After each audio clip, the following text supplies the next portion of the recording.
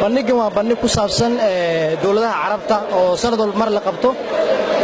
ka Soomaaliyeed ahaan anaga waxaa noo suurta gashay inaan sanadkan aan bilaawno kana soo qayb galno dhowr iyo 20 sano kadib dadaal badan kadib oo hogaaminayo qonsulkeena Soomaaliya oo fadhiya magaalada Jidda mudane Ziyaad Maxamuud Shire caawa ayaan ka soo qayb galnay saad arkaysaana waxaan soo bandhignay dhaqamada Soomaaliya oo kala duwan haddii aan lahayd dhanka cuntada iyo dhankan farshaxanka iyo hidaha iyo dhaqanka ay Soomaalida isirka ama firka u leeyihiin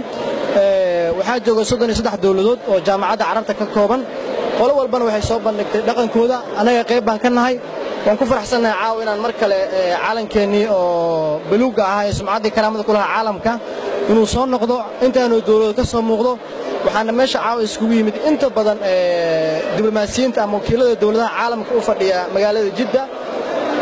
waad ku mahadsantiin ka soo qaybgalkiina waxaan rajaynaynaa intan in ka badan inaan sii wadno waxaan gaar ahaan ugu mahadnaqayaa gabdhaha Soomaaliyeed iyo wiilasha Soomaaliyeed ee dadaalka badan geliyay in arintan caawa ay qabsanto dadaalka intooda badan ayaga iska leh haddii aan nahay qunsuliyadeen anaga waan ku daba joognay si fiican ay noogu dhacday waxaan rajaynaynaa doorkan iyo door ka dambeeyo inay si fiican u dhacdo insha Allah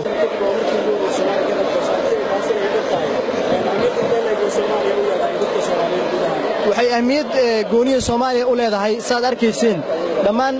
danjirayaasha ama wakiilada ama mas'uuliyiinta dawladda ka socda Sacuudiga ay caawa bandhigan yimid intooda badan waxay si gaar ah indhaha ugu hayeen dadka Soomaalida waxay soo bandhigeen hadaad arkaysaan waxa idin muuqatay ayagoo isku sawiraya ayagoo weydiisanaya hadiyado ku saabsan dhaqanka Soomaaliya